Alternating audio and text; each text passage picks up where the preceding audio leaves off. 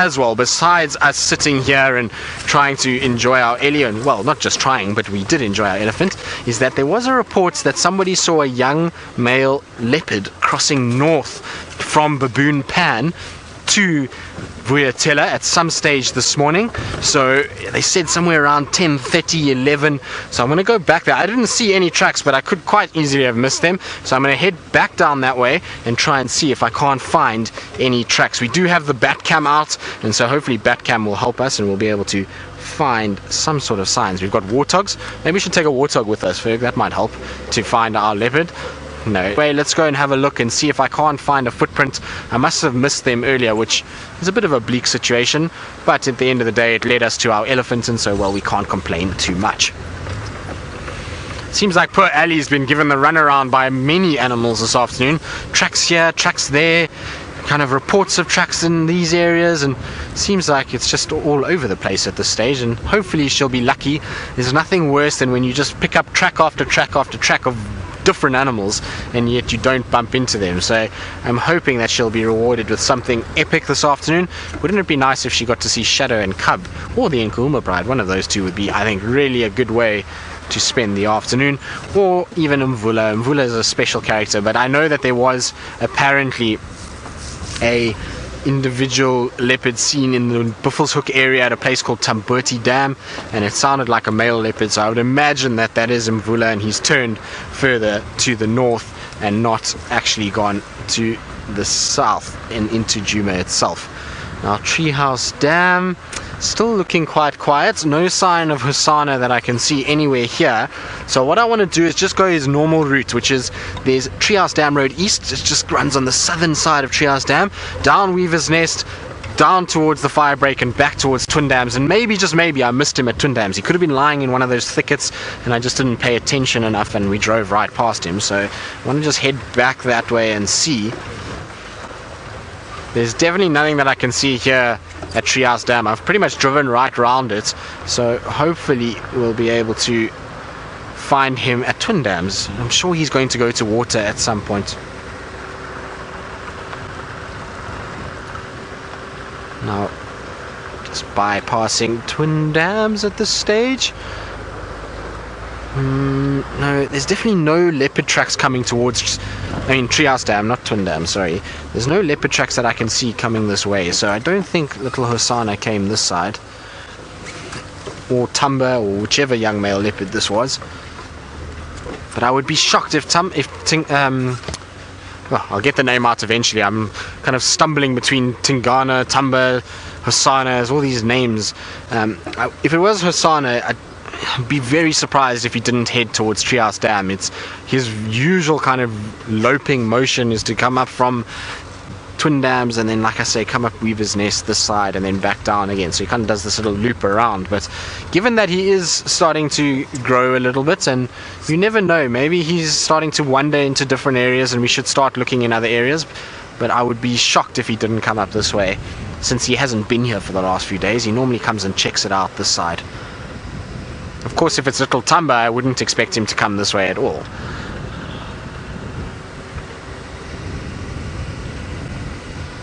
So Vicky, you're wondering what distances leopards travel. Well, Vicky, it's a difficult question to answer in that it's so variable between all of them.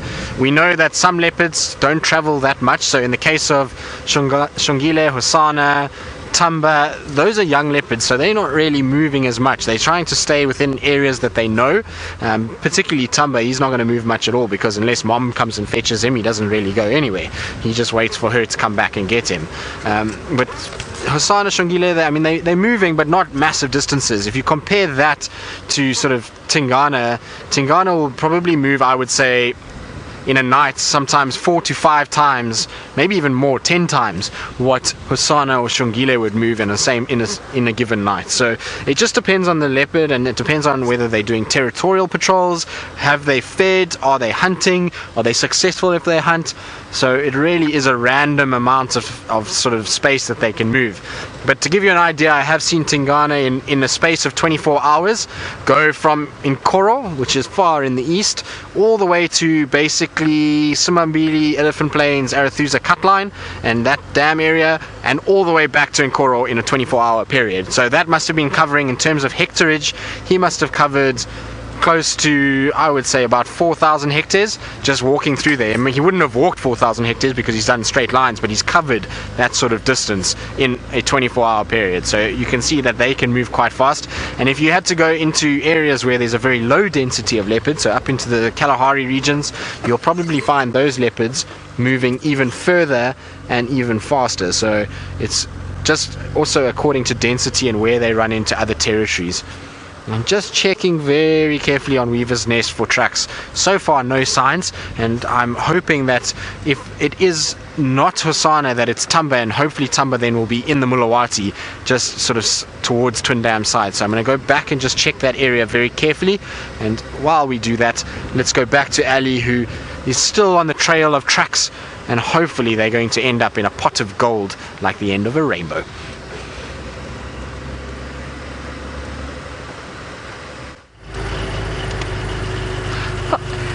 The pot of gold and the end of the rainbow. Hopefully it'll have a lot of spots, or whiskers at least. That would be quite nice. We've come back. It seems like the tracks go again in this direction. So I just want to try and see what's happening around here, and hopefully we'll be able to come right with certain spots. Who knows? But I'm feeling optimistic that at least today we'll have one of the cats joining us and saying hello, just because, well, we want them to. I think that's a good reason, isn't it? Fair enough. Alright, let me just see what...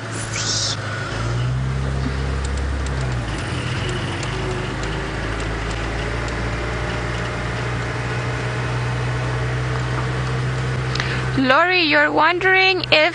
Sorry, I just wanna... Yay, we're going in the right direction. More leopard tracks here. Woohoo! That if you're wondering if the big cats move a bit more now that the grass is a bit smaller or shorter, they can. They might just have to be better at hiding and stalking their prey to be able to bring them down, because obviously as the grass is smaller, all sorts of creatures can see them a bit better. And here the tracks going back again. My god. So it happens quite a bit that they'll have to start moving and expanding their area, but sometimes if they get lucky, or if they're smart enough, they'll concentrate in areas where there are water holes, because animals will be forced, especially if there aren't too many water sources all around, then they'll be forced. Their potential prey species will be forced to go into the water, which will make it a bit easier for them. In general, this time of the year is slightly better for them, because the prey that they're trying to run down is weakened by the lack of food or the lack of nutrients in the food that they normally eat. So I think it's a game of intervals. Like maybe in certain occasions they'll have to walk a little bit more because they'll be easier to spot by some of their prey species, but at the same time, if they're clever enough, all they have to do is stick around a particular area. But then, you know, the territoriality comes into place, and of course, who would want to not patrol the territory, and maybe there are some potential takers coming and trying to get it from you. So I think it's not necessarily that they'll walk more, at least not in this particular area, because we have perennial water and there'll be water here all throughout the year. In other areas perhaps where the water is a bit more seasonal, I would imagine that they would start moving greater distances, not only because the grass is short, but because they're driven by the water and by where the prey species go to. Right, I see there are more trucks on the road and they are heading in the wrong direction, but I just want to carry on, try and see if perhaps they come back on, because whoever it is, they've been using this road as the Leopard Highway, the alley highway. Alright, I would like to come and have a look.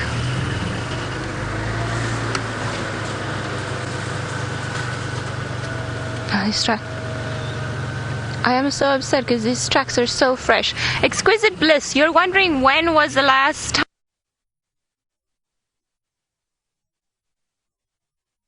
time Shadow was spotted? quite healthy and quite well.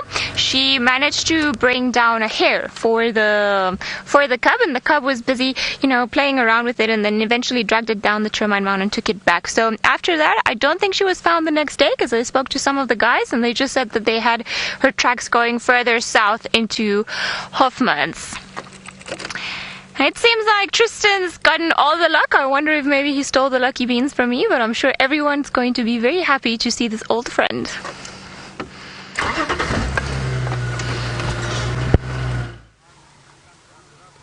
Indeed we are. So look who we've got, the little prince himself. So Hosana, and well, had we just driven this road round, we would have found him earlier. We just took a different road onto the western side of Twin Dams and completely missed him, because there's no ways you will see him unless you are right on top of him. So luckily we came back, and Abel and Aubrey also came back this side, and between them they were able to spot him lying in the grass. So exciting. And don't tell Ali, but I stole her lucky beans the other day. No, I'm just joking. I didn't actually steal her lucky beans. I'm lying.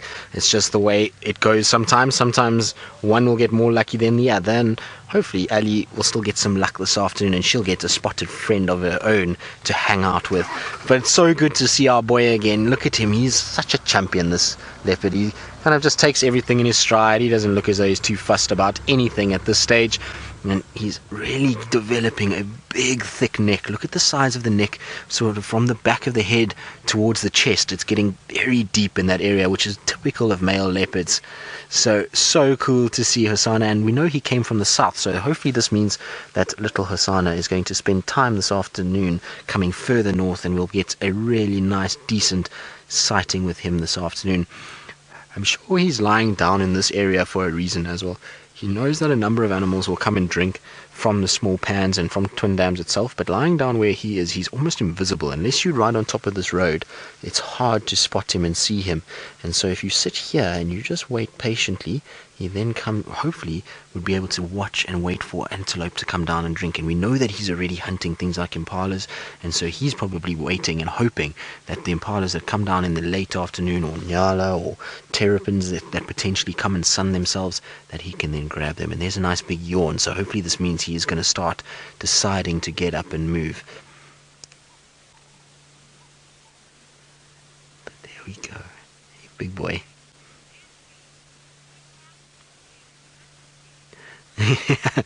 So Leslie, you say we can't call him little anymore.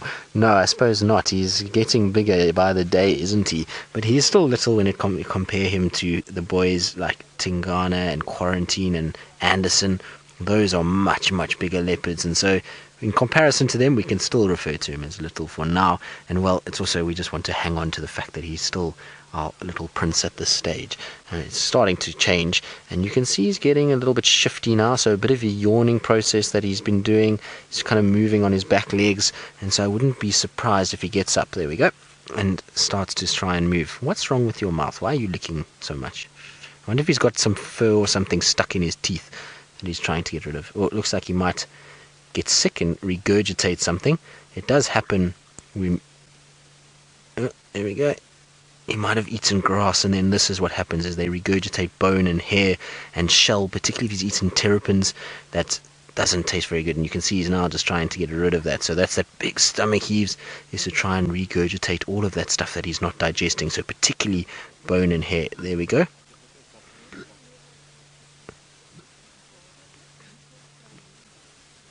There we go, there it comes out. So that's all just from eating grass, and well, maybe Hosana had a big Saturday night. But nothing to worry about. It's quite common to see this with cats. I've seen it many times with pretty much all of the big cats that we see out here. I've seen cheetah do it, lions do it regularly, and leopards as well. So it's all just a part of keeping their digestive tracts in good condition. They get rid of all the stuff that they're battling to digest, and that looked quite liquidy, but if he's been eating grass, which we know Husana does do because we've seen him doing it, it's just going to get rid of any of the stuff that he's been battling to digest. So not the prettiest thing that to see, but well, it is the way things go. Hello, big boy. Yes, you are beautiful as well. Now I know Tumba is a very pretty leopard, but Hosana is also just, he's got something about him. And what is that on the back of his neck there? Almost looks like he's had a run-in with somebody else, because it looks like little bite marks on the back of his neck there, which I know is a big assumption to make, but that's the way it looks often when females mate with males, is that they get those bite marks there. So it does look... Can you just zoom in again there for me, Ferg? Just to see if he turns his head. Maybe not. Maybe it's just where he's been lying. A thorn tree might have caught the back of his head. But it does look as though it's matted fur, which would indicate that there was some sort of puncture.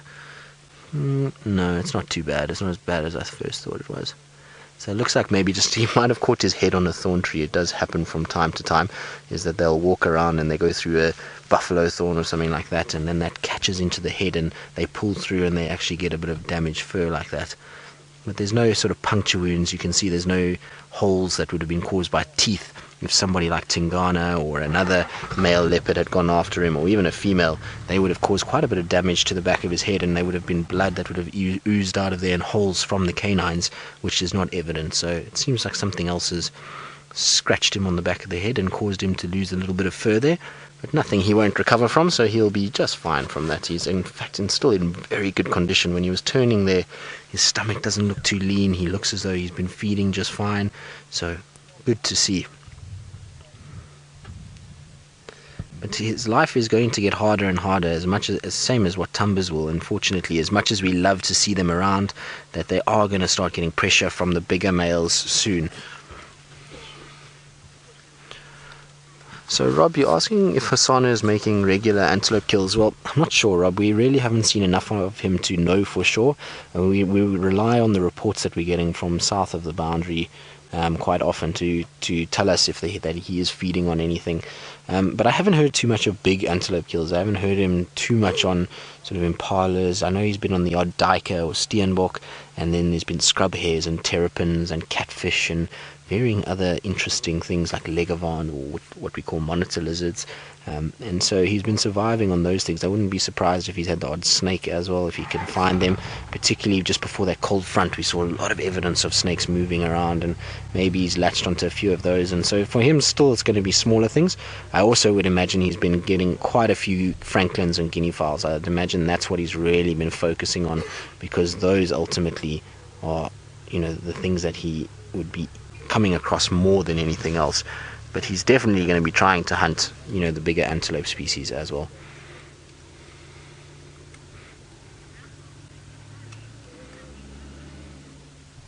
Right, now little Hosana, as one does after kind of ejecting some stomach content, is going to decide now maybe just to groom himself up, clean himself up after his slight little faux pas. And so while he does that, let's go across to Ali and see how her spot tracking is going.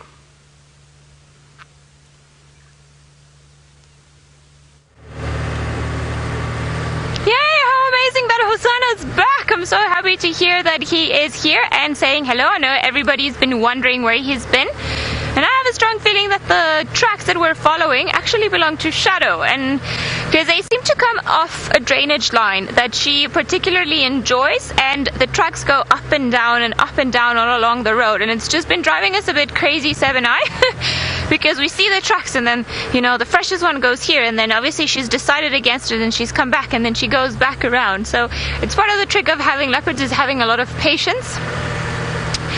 But we did see some small leopard tracks crossing into Arathusa earlier on when we were trying to find the lions, but we weren't paying too much attention, so I'm not too sure if it would be safe to say that this ones are hers. So we want to go back to where we had the last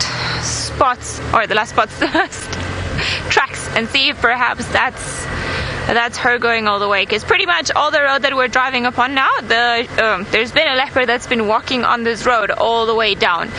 So we'll just have a second look around and see over there if perhaps we're missing anything. Also, the sun is going down, so if she is around, there is a good chance of us finding it. And if not, I think the universe has been good enough for all of us. The fact that Hosana is there, and I'm sure everybody's super happy to see the royal prince again. Now all we need to wait is for the awaited return of the royal princess and see how she's been doing and what she's been up to. I'm sure a few days ago when Tingana was around, Tristan heard some alarm calls, so it could have very well been Hosana. And I think he's been spending the last few days somewhere around Little Gowrie, so yay! Good that he's back, good that he came to say hello. Now all we have to do is find his half sister, I would say, or whoever this is. I'm just claiming it to be shadow, but I have absolutely no reason to certainly state that it is shadow. It could be any other potential leopard. Now the tracks carry on going in this general direction. It amazes me. We often drive this road in the mornings, and I think the last maybe 3 or 4 mornings we just haven't driven it, and there are so many leopard tracks. It's crazy. You know, it just shows you typically the road, when you choose not to travel it, that's when all the spots will be there. But oh well, we'll have a double look around, and if not, then we'll just move on from this area and try to find something else, because I think it's been quite a day for tracks. But I'm very happy that at least we've got one of them.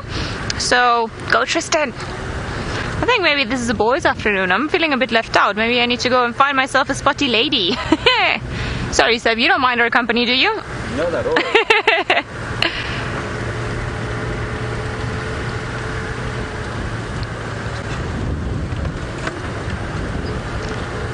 Exquisite bliss, it's very difficult to identify a particular individual according to its track, and that's why I was saying, and I corrected myself and said that, well, I think it's shadow, but I've got no real reason, or proof rather, that it could be her. The only reason why I'm saying it could be her, it's because she has been walking the same route in and out the last few times that we've seen it, and the tracks are coming out from a drainage line where she's been keeping the cub lately. So there is a very good chance that it is her. The only thing that the tracks do tell me, because of their size, it is that they are smaller than the ones that I showed you earlier when we were looking at a male leopard. So the only thing that I'm certain of is generally the direction where it's going, and then it's a female. Other than that, I cannot particularly say which one it is. But because leopards are territorial animals and they tend to stick around the same areas or walk down the same roads, and it's always a very good chance that the tracks that you're seeing, for example, of a particular female in a particular area, there's a very good chance, or a much higher chance, of them being the tracks for a specific individual that you often see there than not.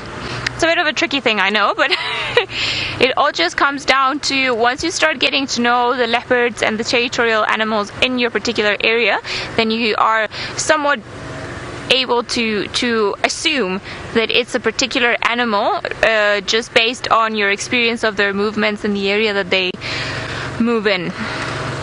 Now, there were some tracks around here, and I just want to double check if perhaps these are the ones that we saw earlier.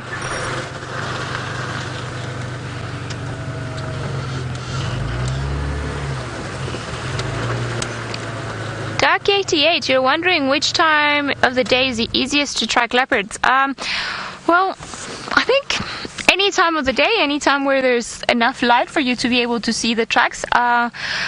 I would say as it starts getting hot, and if you find the tracks later in the morning, there's a good chance that that animal is going to stop moving. So you'll be able to find it a bit easier, because likely it's resting under the bushes or up in a tree and just not going to move around too much. Because some of these animals can move around a lot, and especially when they go into thicker vegetation and into the bush, then it gets a bit tricky, because the tracks are not as easy to follow as they would be normally during other times of the day.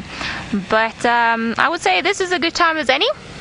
I'm sure wherever they have been, they're still resting. And I just want to check here on this junction with the main road, see if perhaps these were some of the tracks that we were looking at. Because it seems like today we've been tracking the human movements from the morning. And we saw also quite a bit of commotion, or what we think was a bit of commotion. And it seemed like somebody was following a leopard, because we saw some tracks and some leopard tracks and people pulling onto the sides, or the tracks of people pulling onto the sides rather. So I think maybe that's what we were looking at. Now, I want to try and remember where it is that we had these tracks, because I haven't been able to see anything around here, but it's worth having a bit of a look and seeing if perhaps these tracks do cross out in the end. So I have a feeling that they might have.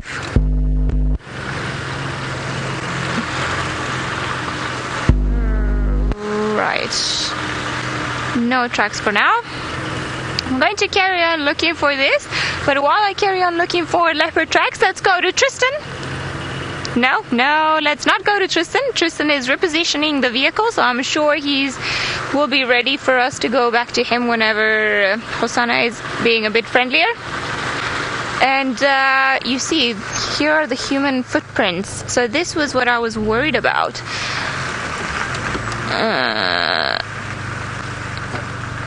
Alright, so I'm going to figure out if these humans were actually following the same leopard tracks that we were looking at. But while we do that, let's go to Tristan, who's got an actual leopard and not just a phantom of the night. We are indeed, and well, our leopard is very, very stationary at this stage. He is curled up into a tight ball and is having a really good nap at this stage. And I would imagine he's just waiting for the sun to start dipping a little bit further before he gets up and starts moving.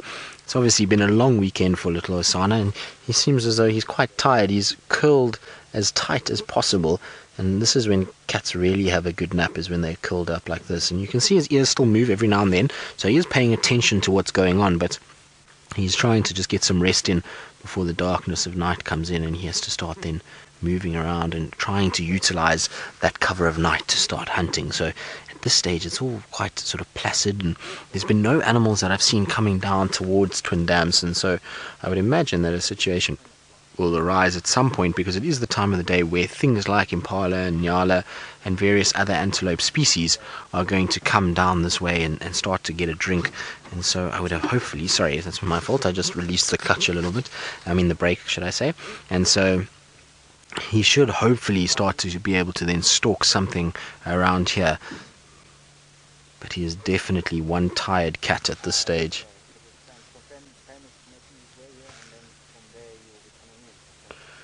Now, you can see that he's got beautiful ears. So he's got these white tips to the ears and that black marking, which is very distinct on leopards. And the reason why they have both white and black is because when they are in these thickets and in these shady areas, it's quite difficult because there's dappled light, and it makes it hard to be able to see what's going on for a little cub to follow its mother. And so flashes of white really stand out in the dark shady areas, whereas the black will stand out in the light tan colored grass, and that will allow then this leopard to be able to see its mother and then follow it around. So that's just a following mechanism that they have, and the reason why it's on the back of the ear is just so that when this animal is seen by prey animals, it's not going to be able to actually pick up that coloration on the back. Now, Lynette Rat, you want to know how long leopards will stay with their mother. Well, generally you'll have a situation where leopards would be anywhere between 14 months and 2 years with their mom. I have seen extremes on both sides. So I've seen a leopard that was able to, well, it left its cubs at 10 months old, and that leopard actually did survive. We know that Husana and Shangila unfortunately have been without a mom since a year old, but I've also seen the extreme on the opposite side, where there was a young male leopard that stayed with his mom until he was almost 4 years old, which was crazy. But it's not common to have that situation. Generally between, like I say, 14 months and 2 years is when they will leave their cubs. And you can see he's not fussed at all by the commotion that's going on at the moment. There's cars that have come up and down. We're right near the main road, so we're just north of the main road, and a lot of the cars have just kind of been bypassing and driving up and down. And well, Hosana really hasn't worried too much at all. But look at that camouflage. You can see how well he blends in. If there was something like an impala to approach and he went flat on the ground there and even dropped his head further, it would be almost impossible to see him. And you can see the spots break up his outline and make it very, very difficult to actually know that he's there. And he's lying in an open section. You can imagine if he went into that little thicket behind him. So if he went into this sort of area over here, it would be quite tough to actually know where he is, and he would really blend in well. We're just lucky that he's lying in a slight open section, which allows us to be able to see him a lot better.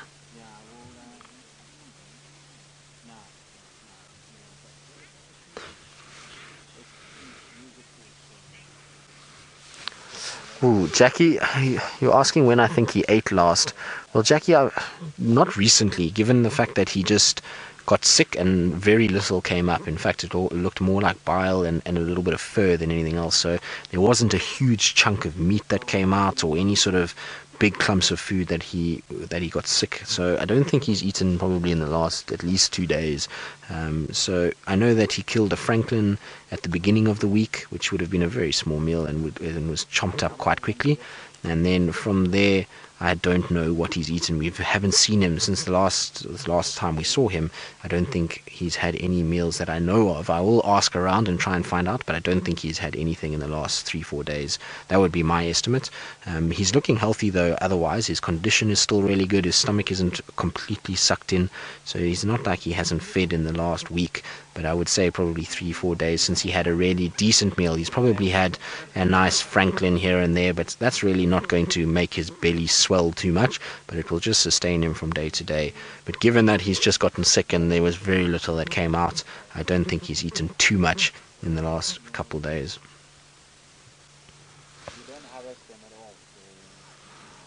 But isn't that amazing that you can sit here and we can talk, and this leopard is able to discern the difference between all the tones of us as well as the natural sounds. If he heard an impala alarm call, his head would pop up immediately and he would look, but yet us talking has no effect whatsoever. You can see he doesn't pay any attention to that, but natural sounds would definitely disturb him.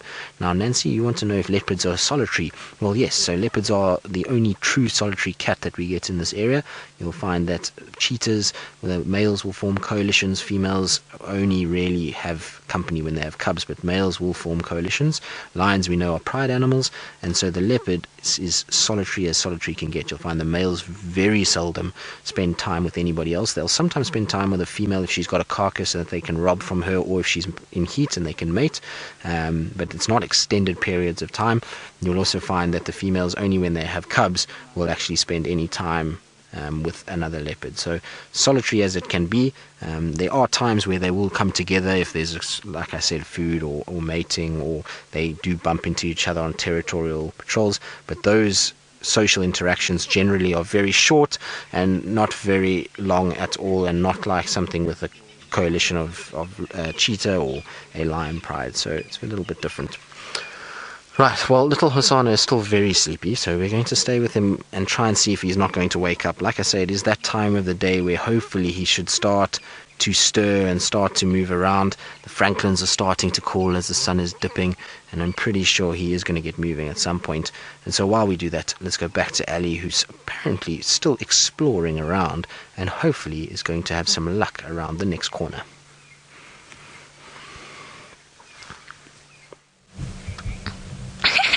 Well, unfortunately, those tracks that we were looking at cross out from Djuma, so we can't follow them up anymore. But I just want to show you guys so that you all can see it and don't think that I'm completely crazy today, because leopards have been playing games around here. So this is definitely what looks like a leopard alley.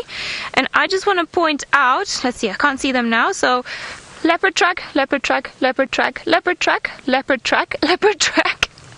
Another leopard track and another leopard track. So the irony of it all, this leopard track around here is going this way, and this leopard track around here is going this way.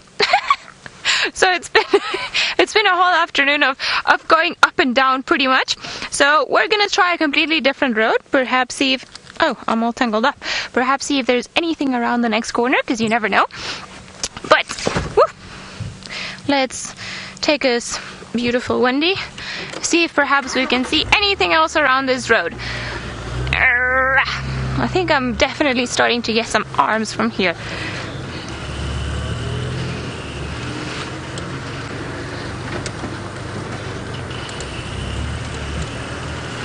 Lenny, you're wondering what's more dangerous on foot, a pride of lions or an elephant or a group of elephants? That's a good question. I don't know.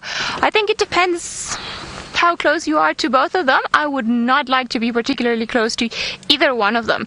So bull elephants, they tend to be a lot more relaxed when you approach them on foot, especially if they're used to people walking up to them and they are in areas where they're not hunted down.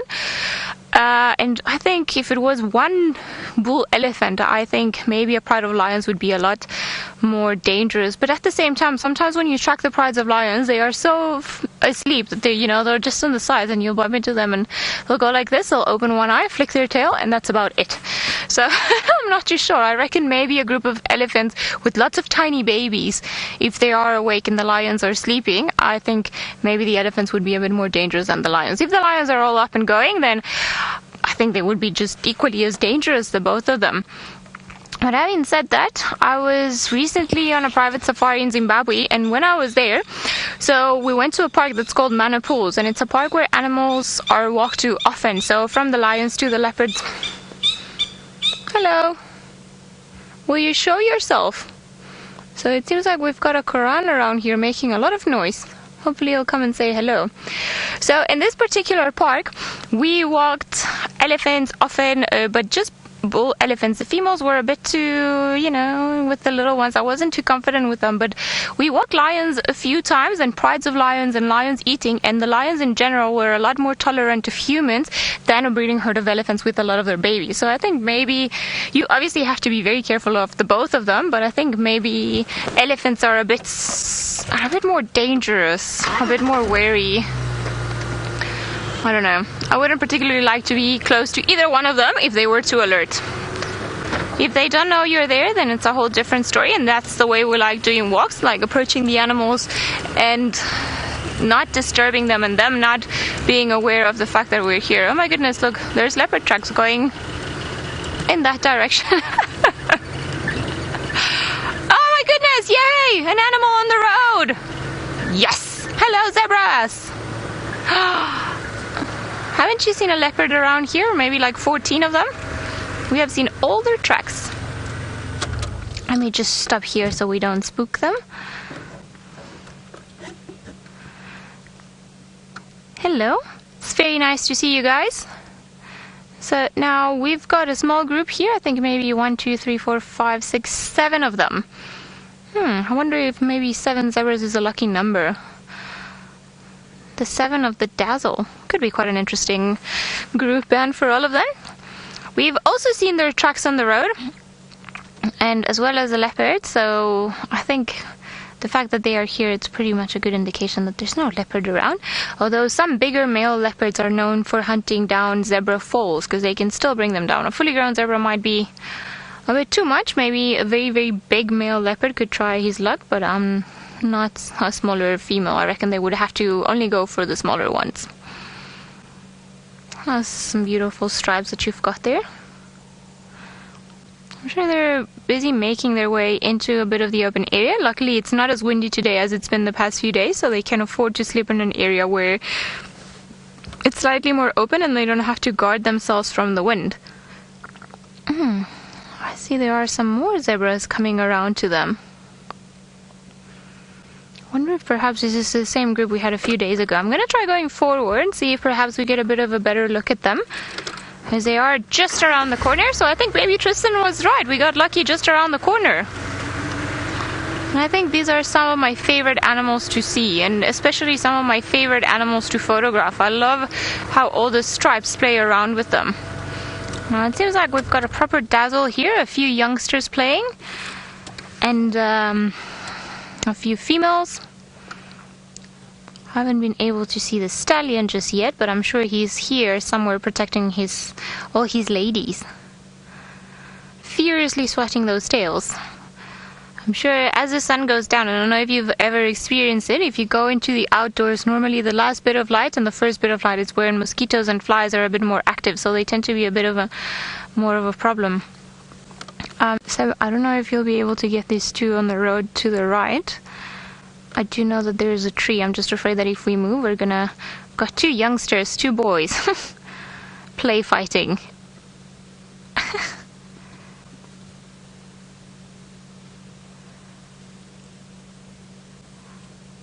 Let's see if they'll do it again.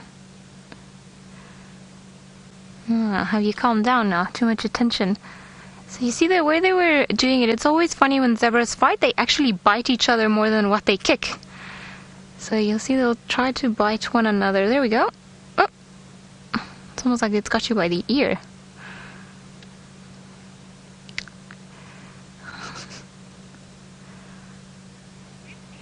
Young boy.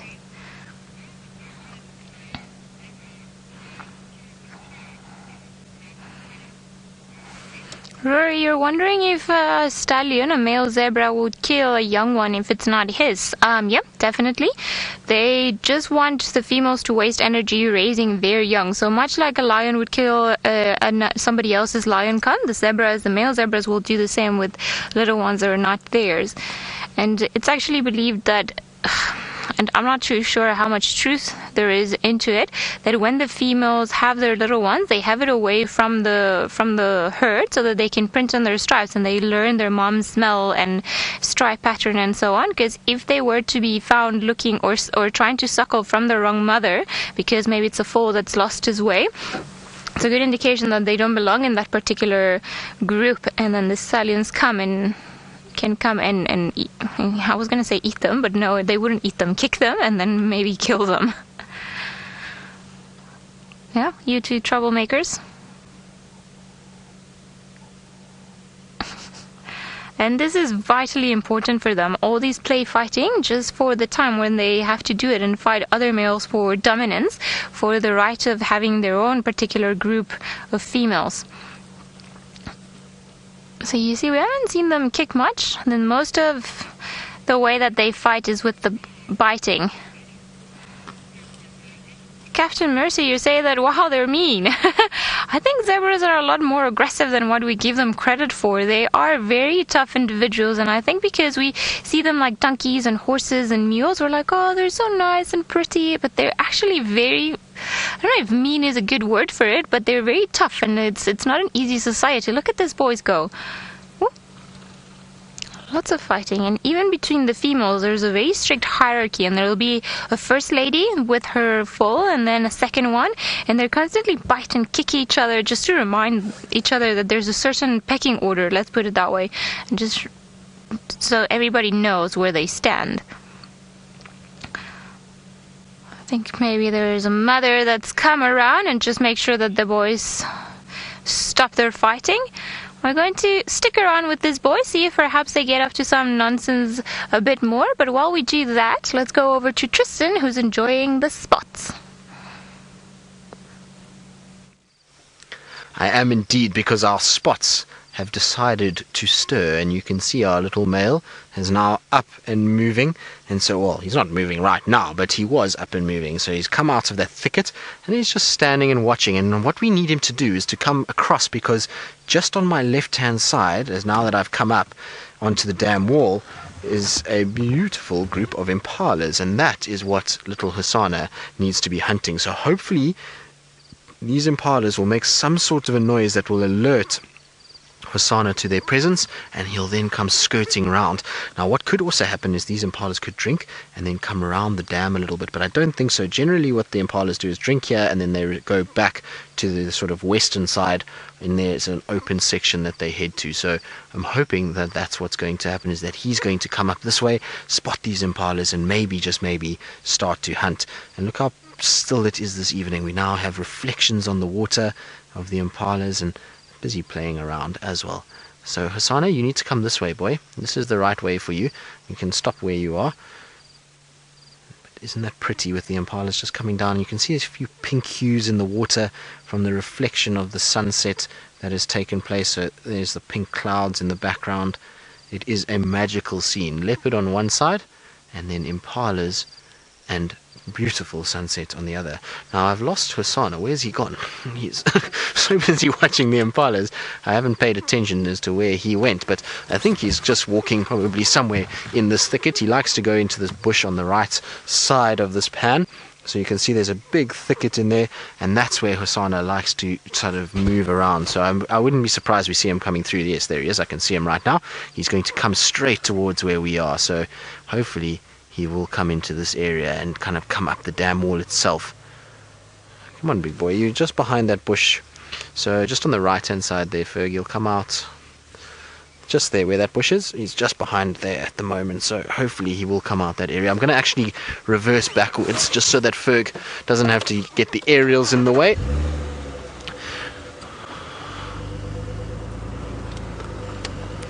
Now, let's see where he is. Now, some of you may notice that I've got ridiculous drawings on my back, and we'll get into that a little bit later, because I forgot my jersey behind, and so this is one of my other jerseys that has a logo on the back that I have to cover up, and so we'll get into these ridiculous white patches with drawings on the back of me a little bit later. But while we sort of try and find Hosana again, let's go back to Ali and her dazzling display.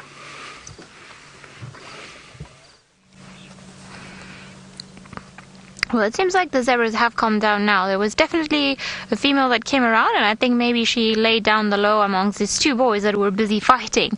So they haven't started again, and I think they pretty much are on time off. It seems like one has gone off feeding onto the one side, and then the other one's pretty much still close to Mom, who's not too impressed. All right, let's go back to Tristan very quickly, because it seems like Hosana's up to something.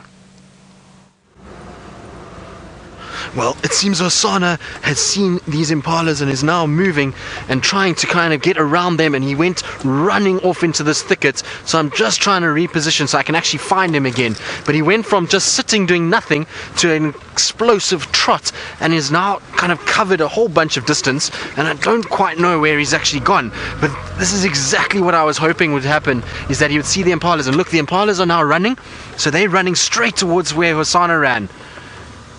I'm just going to turn off here because I don't actually know where he is, and I don't want to ruin it for him any more than we might have already. But he was just running straight into this thicket. Where those impalas are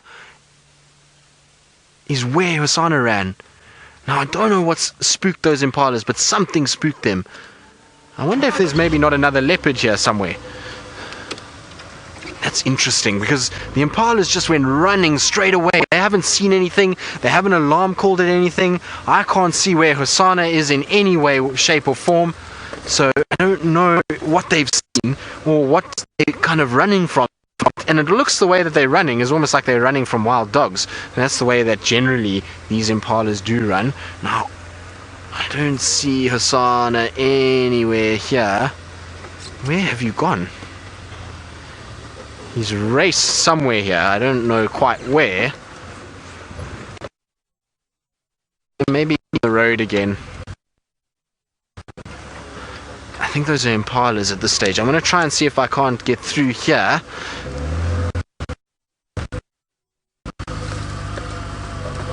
Let's just try and get around. Where have you gone, Hosana? I don't know if he chased these impalas quickly as they were running across, because they kind of stopped and then ran again, and I don't know if he was actually hiding in here and just managed to kind of chase them again. Somewhere in this lot. There he is, right in front of us. So there he is. He's watched all these impalas coming past now. I wonder if there isn't another impala lurking somewhere, because he looks very intent. Look how he's stalking. See how he's getting low into the grass? Isn't this cool? Now, I know it's a shame for the impalas, and that hunting is really, it's quite difficult for a lot of you to watch, but I always get excited when I watch Shongile or Hosana hunt, because it's almost like we're just cheering for them. Just the fact that they've, had it quite tough over the last few months, it's always good when they do start to get into stalk mode, and I always wish that they're going to be successful just from their survival point of view. But look at his stomach. His stomach is not empty. He's really not that sort of starving. He's actually looking really good, as healthy as any leopard that we see out here. So he's done a fantastic job so far to sustain himself. Ferg, I'm just going to quickly go around here. I don't see any impalas. They all ran to his direction. I think he must have just missed them, because they ran literally right past where he was standing, where we just found him. So he just didn't miss them as they came past, and now he's kind of backtracking, trying to see if there isn't any sign of more back this way. Almost worked for him, because he just shot into this thick. I think he was hoping that the impalas were going to just come piling past him and he would be able to then find them. Oh, there you are. Sorry, boy. I didn't see you there. He's just stalking low down. Now, what has he seen? He's something here on our right. He's busy looking at. He's low down in the grass now, right down on the ground. What have you seen? Ferg, do you see anything? No, I also don't see anything. He's right in front of us, but the camouflage is insane. So he's just here over my head.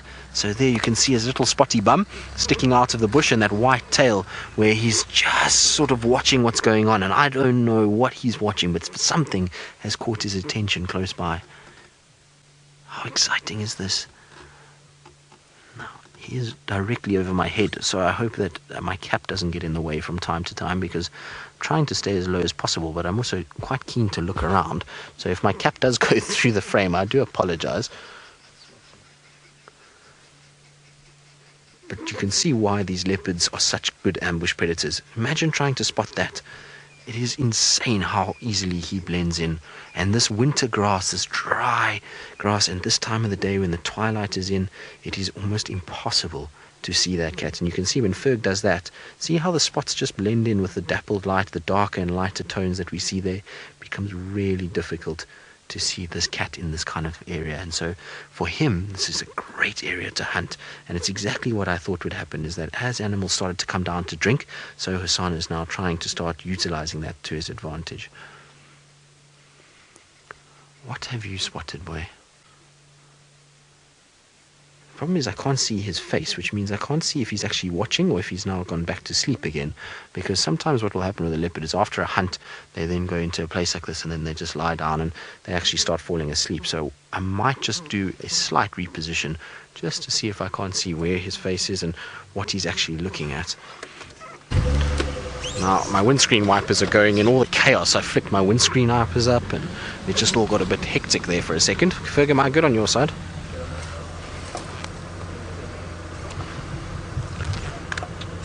But there's definitely no antelope that I can see anywhere near here, unless he's spotted a little steenbok somewhere in this grass. I don't see any sign of any antelope here at all. I can't even see his face, you know that. I'm going to try and just get around here, Ferg.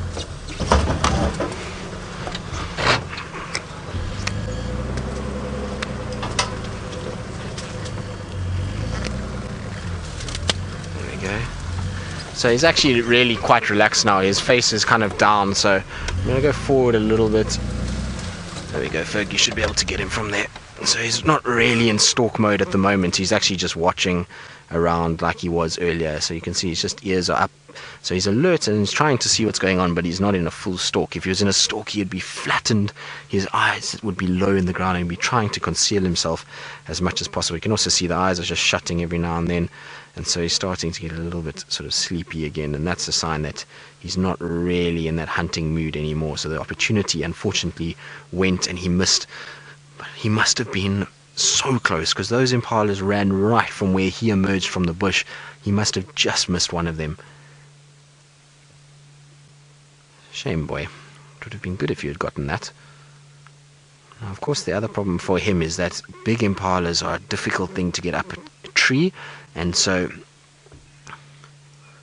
it would have been quite tough, even if he had killed an impala at this time of the day, because we know hyenas start to maraud around, and that would have been tough for him to get it up into a tree before they arrived and stole it from him. So maybe it's a good thing that he doesn't kill it now. He needs to kill it in the sort of early hours of the morning and get it up into a tree during the day so that he can keep his meal. Now, Lucy, you're asking if the black spots, the hair is shorter than the rest of the fur. Well, no, it's the same length. If you look around his face there, you can see that the fur itself is the same length as the actual black fur. The white fur, black fur is all the same. They don't actually have too much of a difference between the two. It's just a color pigment on the fur itself that changes why there's black spots and where there's areas that are not black spots. So that black area is just an extra amount of melanin in those hair follicle or those hair cells, and that causes black in there. But the length of it is exactly the same, whether it is black or light colored. But there we go, back to sleep he goes. So a moment of interest and a moment of chaos just turned into something a little bit more chilled now.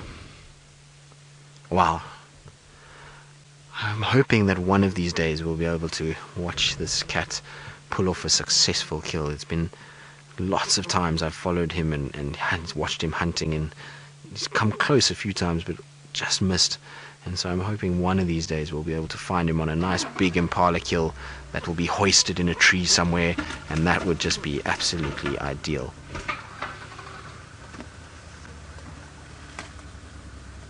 But you can see he's also learnt in a way that vehicles moving and the noise of vehicles moving hides the way that he moves, and you'll find sometimes he moves when the vehicle moves. You see, look.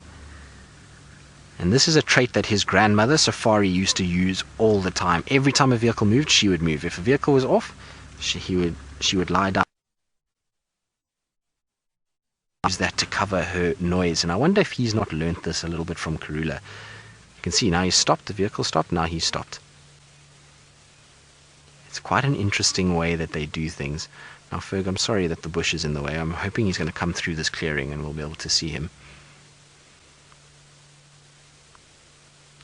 Just kind of behind the tree at the moment, so I do apologize about the bushes. It's unfortunately I don't want to move too much. He's kind of slinking around a little bit, and I want to allow him to get into a place where he feels comfortable, and ultimately it looks like he's going to come out of that little bush anyway and go right into the gap, so hopefully we'll be able to see him nicely in just a little bit. You're going to go up to that small mound. There's a little termite mound in front that he might head to. And in fact, actually not too far from here is a rather large termite mound that I've seen him on, I think, 3 or 4 times now. And he likes to spend time there. So we're going to try and see if he is going to head in that direction. But you can just see every now and then stops, pops his head up, looks what he's doing. Yep, and up the mound he goes. I thought he might head up there. So there he is. I'm just going to go around.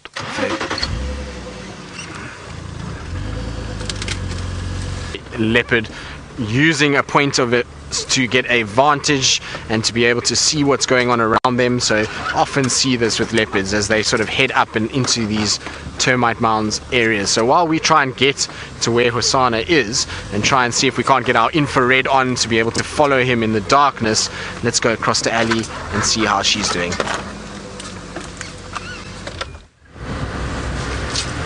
It would be amazing to follow Hosana in the darkness. It seems like too much excitement for one afternoon. Go stalk Impala, chase him down, and then too tired and goes back to sleep. That's typical leopard. Right, we have pretty much seen that whoever it was that we were following did a massive loop around, so we're going to come and check these roads in the morning, see if perhaps whoever it is that was walking them this morning and probably sometime during the day today, if it returns, and then we can put a face to the mystery track. In the meantime, though, I think we're going to head back roughly to that last area where Mvula was thought to be seen to see if perhaps maybe he's decided to come back south. That would be quite nice. So, we are still a bit far away, making our way in the general direction, and hopefully we will get lucky and see some spots. It is getting a bit chilly now, and we have one point in the reserve, which is a big dip. And it's called Philemon's Dip, and I think this is definitely the coldest point in the whole reserve. Doesn't matter what time. They were quite lovely, but the youngsters then decided that it was time to be civil, and they put all their fighting on the side and carried on grazing away very happily. Has turned out to be quite a lovely Sunday afternoon. I think now I'm ready for the week ahead, just to see what else we've got in store for us. Hopefully some more beautiful animals, and I think it's about time that the lions come back. Don't you guys think so? I think yes. Would be quite nice if the Nkuhumas came back, or if the sticks also decided to grace us with their presence, because I believe they've got new just not being able to handle it everywhere we go. Now we're also doing a bit loop around to where we had those tracks to see if perhaps anything that was around there, if it'll cross back. Now is a good time for leopards to start moving. Just as the sun starts going down, the light conditions are starting to fade, and a lot of people say, or a lot of studies actually, I should be a bit more correct, or point towards the fact that leopards tend to be slightly more successful when they go hunting, and so do lions and predators in general at this sort of time of day. So they don't consider them nocturnal, but rather crepuscular. So they start moving either just after sunset or right before sunrise. Because, well, if you think about it, we can barely adjust the light difference. Like, there's enough light, but not so. Everything becomes a bit hazy in our eyes. It's the same for some of the prey species, so they can't see as well. And it's a perfect time for the animals to for the predators to have a bit more of success. I think this is still maybe a bit too light, but who knows? It would be a perfect time for any of our cats to start scent marking, and who knows, maybe even roaring. Seems like the Nkuhumas are actually far south on Simbambili.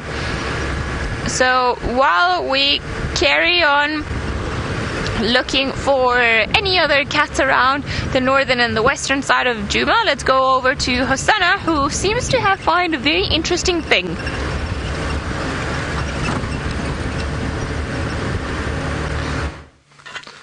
Well, he did, but he's just moved, unfortunately. He had his head directly between that termite mound, and he was resting it and just looking at us just like that. Isn't that cool? You are such a poser, you know that.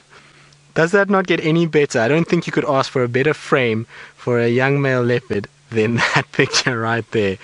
Yes, you are another story, you know that. Oh, no, we've decided now it's time to move.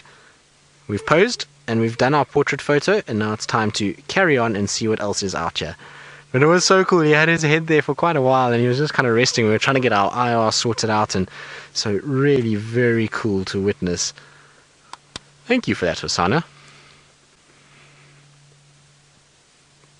He's just listening, and for the first time since we've gotten here, we're on our own now, which means that it's nice and quiet, and hopefully now he can go about his business without too much interruption.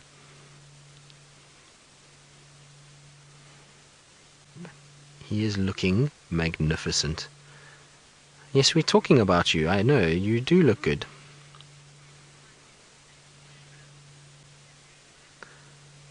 So Stevie, you wanting to know when he'll start finding a female to breed with? Well, he's still too young, unfortunately, for mating. He's got a lot of competition in this area, so he's going to have to deal with Tingana, with... You can hear the hardy-dars in the distance that he was watching.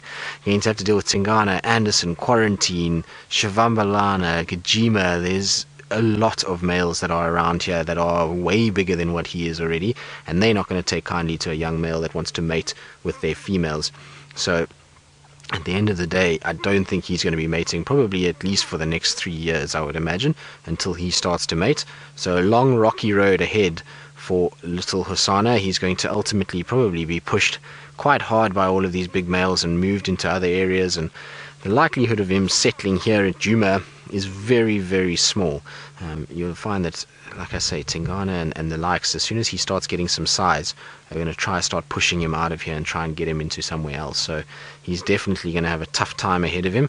It's not going to be all easy and fun and games for little Hosana going forward, unfortunately, and a long time until he mates.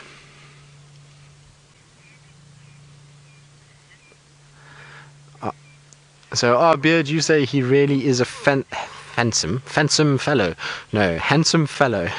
Sorry, I don't know why I can't speak today, but well, it happens. It's a Sunday after all. He is handsome. He's very, very handsome, and he's looking fantastic. And he's also, much like Tumba, big, beautiful eyes for his age. You know, they've got these kind of big eyes when they're younger, and it always looks so good when they're at this age, and they don't have the scars and the cuts and the scrapes yet. But that will all come in time, unfortunately, as they get a little bit older and they start fighting for territory, so he'll start to get all of those situations developing. Now, there is another vehicle that's going to join us shortly, and that's why he's just watching, but he is looking really good. Husana, I'm very proud of you. You've done very well. Yes, well done. Considering that he was so abrupt, he sort of let go. You know, most leopards, even if their moms leave them when they're earlier or early in their age, they've at least sort of shown this abrupt ending, and they've tried to chase that leopard off, they've moved it off, they've taught it, and it's not just all of a sudden your mom is now no longer with you and you have to go and fend for yourself. It's a slow process when the leopard leaves its cub normally, and so for him to have just been left and to have survived the way he has in a really leopard-rich, leopard-dense area, and to find food, even though he wasn't really hunting that much prior to his mom leaving, is a phenomenal effort from a young leopard. And so he's done a sterling job to be in the condition that he's in, and it really is very impressive. So well done, Hosana, you've done a great job. And Shongile too, she's also, the last time that we saw her, she was looking great. Ali had her in the tree with that Daika kill, and so she's making a success of herself as well, which is fantastic to see, and just a testament to how much Karula must have taught them,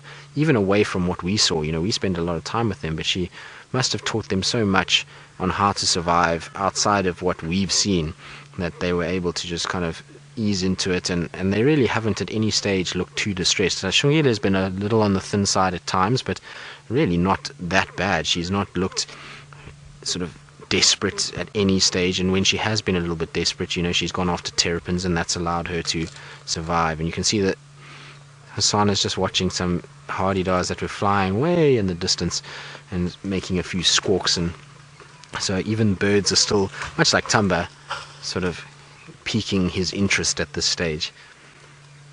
But now, I wonder if he's going to stay with this vehicle approaching. I don't know. I think he might move on.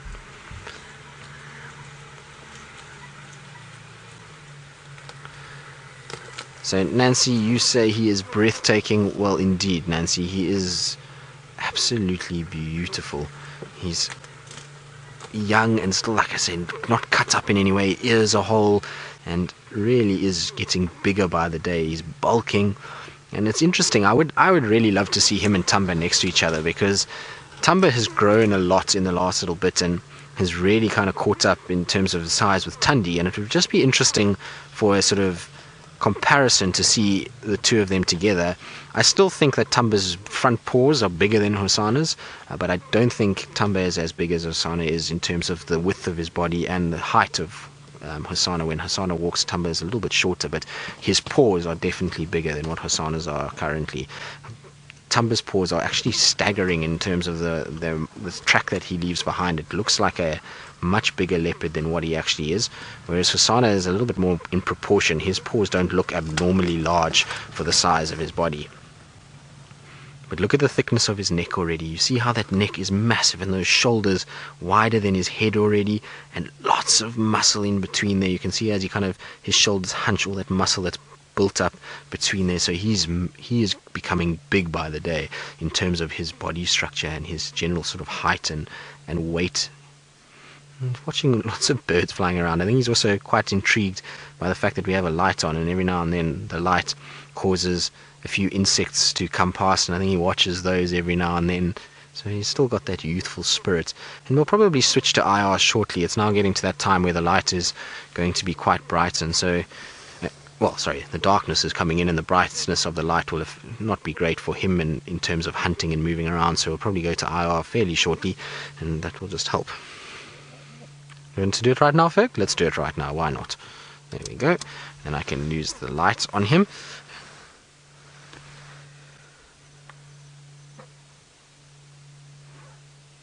So take care. You're asking, why does he have spots on the top of his nose? Not have spots on the top of his nose? Well, it's probably because when leopards hunt, I don't know if you saw him just now, he kind of tilted his head back and looked over the grass, and that's probably just to help with a little bit of camouflage. Maybe if the nose was more spotted, you'd find that it would be seen a little bit more. I don't know, actually. It's an interesting question, and one that I don't think we'll really know the answer to.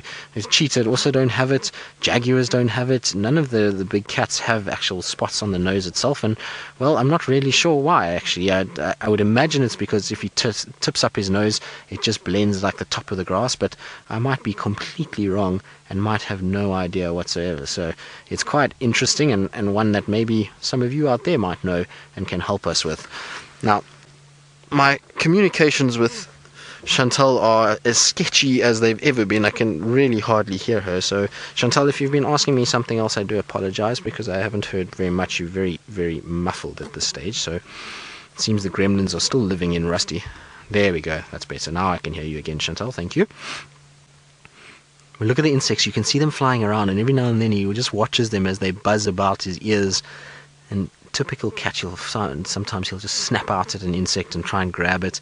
You see it a lot with the big males, particularly when they're around carcasses. They tend to do it quite often. Now, Hosana, what's your plans?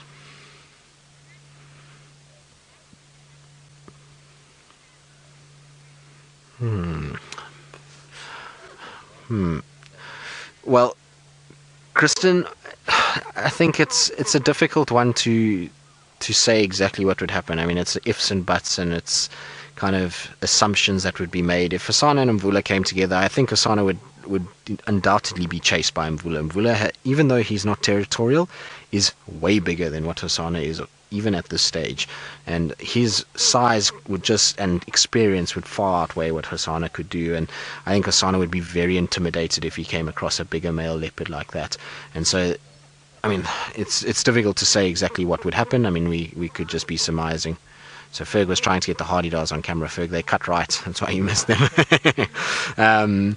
And so, it's to surmise what would happen. We probably wouldn't really be able to tell, but I would imagine that Mvula would dominate that sighting, or that encounter between the two of them quite heavily, and Hosana, I think, would come off second best for sure in that, and would try and avoid Mvula as much as possible. Even though Mvula isn't a territorial male, he still will try and dominate younger males if possible. And ultimately Mvula doesn't want to be chased out of an area as much as Hosana doesn't, and so Mvula is going to still protect himself if he comes across another leopard. If it's somebody like Tingana, well, he might, cause him to die, but he'll still try and protect himself as best as possible. And when he sees a smaller leopard like this, he'll try and dominate that completely. So I don't think Hosana would want to run into Mvula anytime soon, nor would he want to run into his brother Quarantine or Shivambalana. Those two would also be a big threat to him, and they actually are territorial males, and they would be far less kind than probably even Mvula would be. Are you going to come put your head back on your termite mound? Please do, because you looked very cute when you did that. Yes, I'm talking about you. There we go. Come on. No, you're just going to hide behind it like that and curl yourself into a little ball.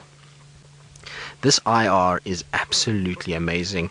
Where we're sitting right now, it is pitch black. It is difficult to see. I can hardly see anything. And in fact, with the naked eye, Hosana is blending in completely. It really is tough to see him.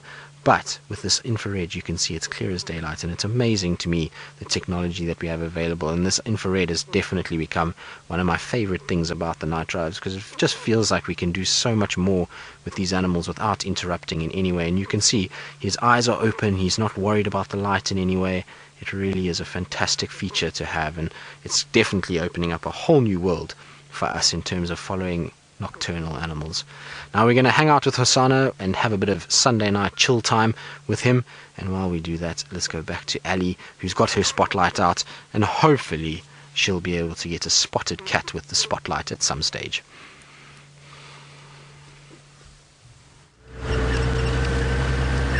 Spotted cat with the spotlight. And hopefully we are on the Buffelshoek boundary once more, heading off towards, well, we've passed that area where Mvula was first seen, and then there were reports of another male leopard just further, still on Buffelshoek, but close to our boundary further down the road. So I think it's worth having a check around here, see if perhaps any of them decide to come back onto this area. And if not, then we'll also in the search of pretty much any other nocturnal creature that we can find. Again, porcupine is the next one that I've decided that I really want to see, because I haven't seen a porcupine in a very long time. So I think every night I've been wishing for a porcupine. And funny enough, we don't find too many of the quills around here. I haven't seen too many of the quills in the morning when we go off driving. So I don't know if maybe we don't have too many of them around here. Maybe they just hide out in areas where it's slightly harder to see them. But so far, no porcupine and no pangolin and no aardvark. But here's to hoping, because of course, why not? What would we do without hope? And hopefully Mvula will also be there, because he's been around in the fringes and he's been hanging out around Buffelshoek and Torchwood. I think he's pretty much just avoiding any area where Quarantine and Tingana could be at the moment. And but it's good, maybe he will come for a visit. There's a bush. No, there's not a bush baby. I got excited and it was nothing. I think it was actually a nightjar on the road. Are you still there? It is a nightjar, but it's flown away. So a nightjar is a small nocturnal bird that normally sits on the roads, and they have a very big mouth and lots of almost like little whiskers on the side that they also use to feel for prey, and they're normally out hunting insects and little things. So we see them on the roads often when we drive at night, but they're not too relaxed. Let's see. Alright, Mbula. Anytime now. Or Tingana for that matter. The last minute leopard. Seems like Tingana's got some competition now. It would be very nice if Hosana does come right tonight while he's busy hunting. I'm sure everybody would be super excited to see him with the kill. Maybe I think he's getting to be strong enough to be able to put it up the tree. Well, we've seen that Shangila is definitely strong enough to put a diker. So I think maybe the next step for those two leopard cubs would be to try and put something bigger up on the tree all by themselves. I reckon Hosana is getting close to the age where he might, maybe not too far up, but I think maybe he's getting close to being able to put a whole impala up on a tree. And what is that over there? Let me just quickly go have a look, because I see a pair of eyes on the ground. I don't know if you see them there, Sam. Hopefully not a nightjar. Oh, I don't see them anymore. Seems like it's maybe gone away. Oh, no, it was a nightjar. Thought maybe in the way that they were down there in the grass it was a genet. But it seems like it was not. We are going to carry on trying to look for Mbula on this road, or maybe Tingana or Tandi. And while we do that, let's go to Tristan, who swapped the spots for a much smaller creature on his dashboard.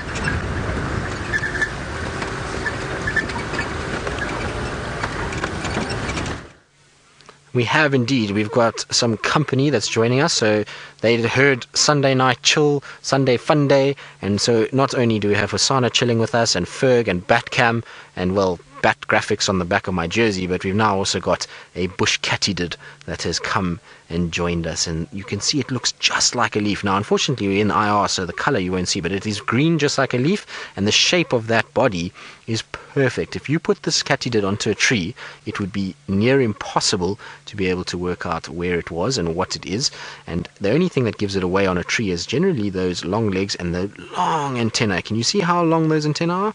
Now you can imagine how sensory those antennae must be, and this is an animal that often comes out at night, and a lot of the Katydids are predatory, so they'll be catching insects and varying other things, and with that long antenna they're able to then sort of feel out in the dark and pick up any signs of food items and then grab them. So those are packed full of sensory cells, and you can see how it just flitters in the breeze, and if something came close, so this antenna would move slightly and be able to detect what's going on.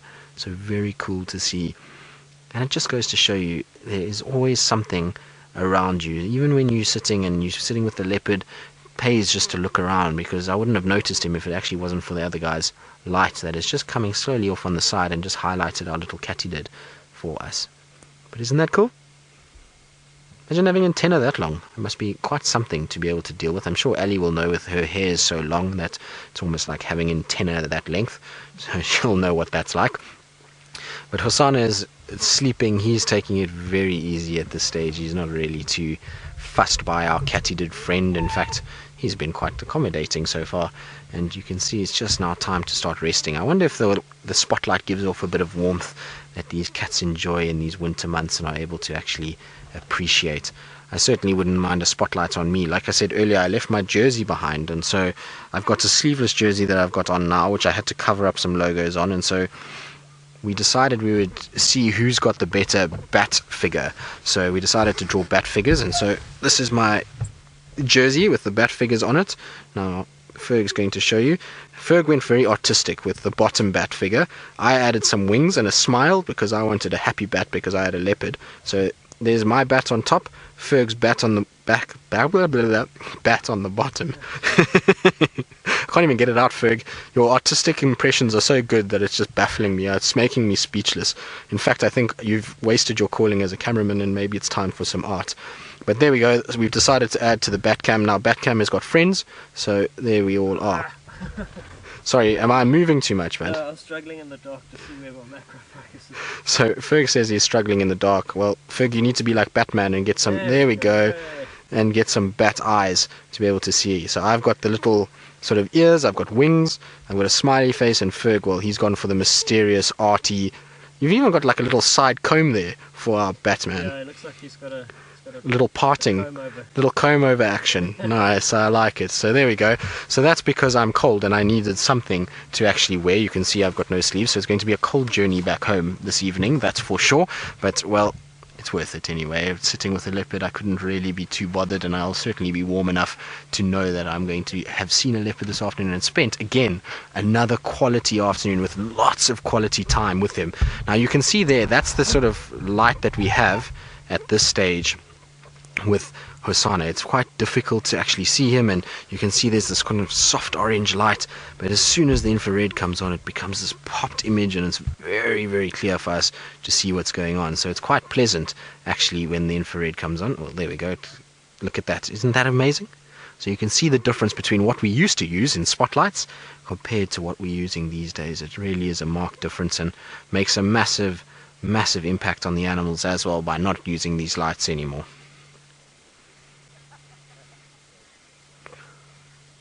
So, Margin, you're wondering when a leopard stops growing. Well, in terms of its body size, it generally reaches as a male fully grown at about 7 years old, and as females they're normally about the same.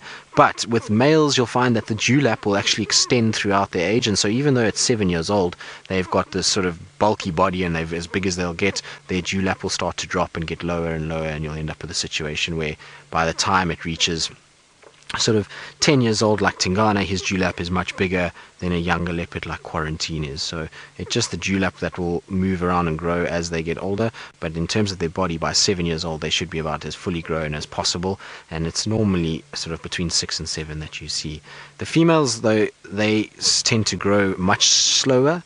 After about 3 years old their rate of growth slows right down, whereas the male's rate of growth continues all the way up until they get to sort of 6-7 years old. Oh, I think that's Hosana down for the night. I think he's decided this is where I'm going to rest. And I can tell you right now, if we had to drive here now, and let's say we had been looking for Hosana, you would never in your life be able to spot this from the road. That he's curled up behind that mound, you would never see it. And even if you had to walk here, I can guarantee you that little Hosana would sit there and watch until you got right in line with him, and then only would he sort of look at you, and you might spot him, and if you don't spot him and walk past, he wouldn't even let you know he's there. So it just shows you sometimes how tough it is to find these leopards, and we sometimes drive around and get frustrated that we can't find them. But when you see something like this, you realize why it is that difficult and why we struggle sometimes to actually find these guys. In grass like this and in thickets like this, it's not easy at all.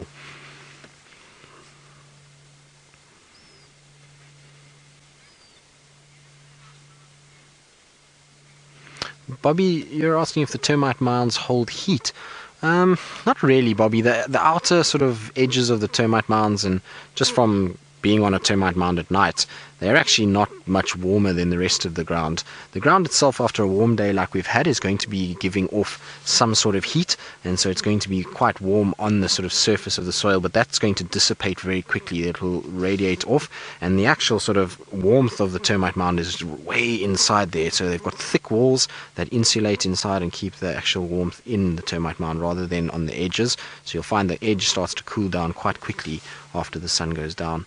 Much like the surface of the soil, you know, if you dig down, it will often be warmer just after the dark than it is on the surface, and then the vice versa in the mornings. You know, as the light comes up and the sun comes up, the surface of the soil starts to warm, and you break through that, and then you start to get this cooler soil underneath a little bit later. So at night, it's really not that much warmer, not significantly warmer, that a leopard would sort of choose termite mounds to lie on at night. They do use tar roads though, funny enough. So tar roads at night for leopards and lions, and particularly in the game reserves like Kruger, where you do get asphalt or tar roads, that absorbs so much heat during the day that it is much warmer at night, and it's often common to find these guys sort of spending their nights on those roads.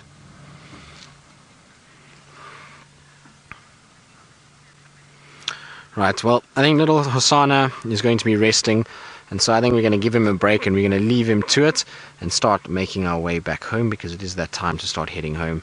And while we do that, let's go across to Ali and see if she has had any success in the nocturnal side of things.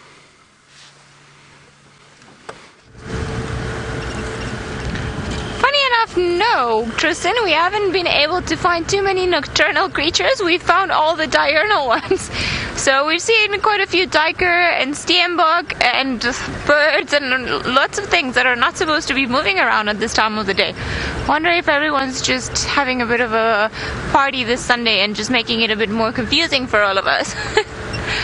I wouldn't put it past all of them just to be playing around with us. But so far, unfortunately, no luck with any of our spotted friends. It seems like... oh god, that is so far away. There is something quite far away, so it's very likely a bush baby. I'm gonna see if perhaps there's a road that crosses onto that area and we can go back again, because otherwise we will not be able to see it from where we are. I think likely it's a bush baby, and I was pretty sure that there's a turn on the road here. There we go. Hopefully this will be a bush baby moment. Seeing that Byron, the bush baby whisperer, is not around, we'll have to work even harder to try and find them. Alright, let's see. No, I can't see it anymore. There you go. Yes, it is a bush baby. Jumping all over the tree. But I think it's... What do you think, Seb? Will it work from here, or should we go a bit closer?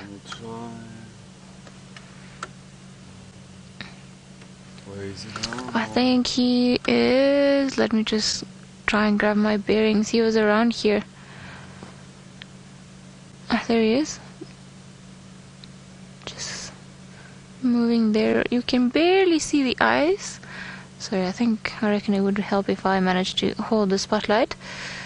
There we go. So if you see that little black, that's exactly what caught our eye in the first place, and that's often how we manage to find them, just by the reflection of their eyes.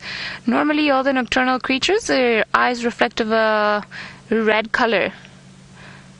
Oh, this is a very tough one. I think there we go, he's jumped a bit. There we go, beautiful bush baby, yay! So we didn't find a spots, but we find a very elusive little creature. Hello? No, where are you? Whoop, jumping around. So I'm sure he's just busy starting his day. I think he is towards... Yeah, there we go. Oh my goodness. Somebody's very curious tonight. Well, I think this is one of the most active bush babies I have ever met. He hasn't stopped jumping around in all the time that we've been seeing him. And we spotted it from a completely different road. Alright, I think... Have you gone now? I think maybe he's decided that he has had enough and he's going to carry on because it's Sunday. Ah, there we go. Nope, jumping around. Ha! We see you, little one. Naughty bush baby jumping all around. I think maybe he's sad that Byron left, and that's why he's giving us a bit of a hard time.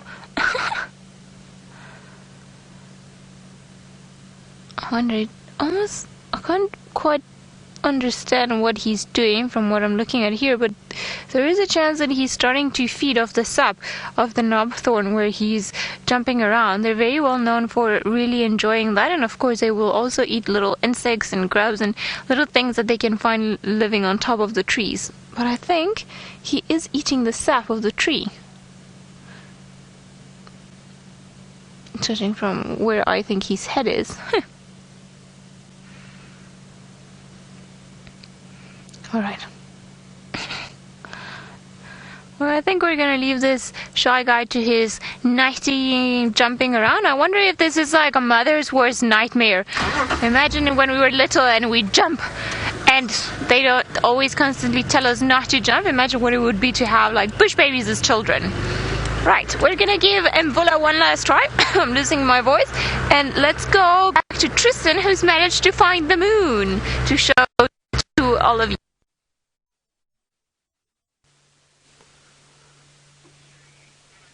Well, we've got a spiky thorn with some spider web, and well, just behind that is a beautiful crescent that is forming on the moon itself. Isn't that amazing? Very cool to see, and you can see it is new moon, and it is going to be dark and dingy tonight, and it's not going to be an easy night for prey animals, and Husana should use this to his advantage, and hopefully he's going to use the darkness that is going to fall tonight to be able to then start hunting. So really good moon for predators, and for what will hopefully be a successful night for most of our predators. Hopefully the Nkuhumas come across to Djuma and we'll be able to find them at some stage, and hopefully Hosana gets a meal tonight. But isn't that cool? Very, very cool indeed. Well done, Ferg. That was very nice. I like that. And there's our little sharp thorns that are sticking out in the foreground. And this is normally quite a common place that we find a lot of the birds sitting. They often use this particular branch as a perch. It's right next to the road and makes a great place to be able to hunt. There we go. Well, that's a nice way to finish the evening. What do you think, Ferg? I think so. And we've had a very successful afternoon. We set out for leopard and elephants, and well, leopard and elephants. Well done, Ferg. You are a champion. Now, tomorrow morning is a slight change in what's going to go on. So we're going to have an all Mara feed drive tomorrow morning and tomorrow afternoon. So there will be no feeds from Djuma, just so that you all know. And the morning drive will start at 5:30 Central African time. So 5:30, an hour earlier.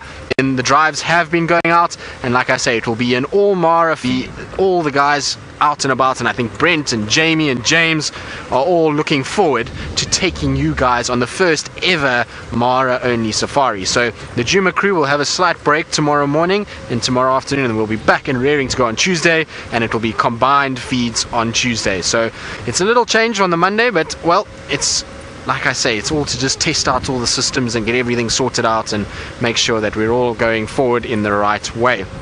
But it is that time of the evening, unfortunately, where our safari is coming to an end. I am going to brave the freezing cold Philippines dip as I try to move home. So from myself, Berg and Chantal, and on pleasure, we'll see you on Tuesday morning.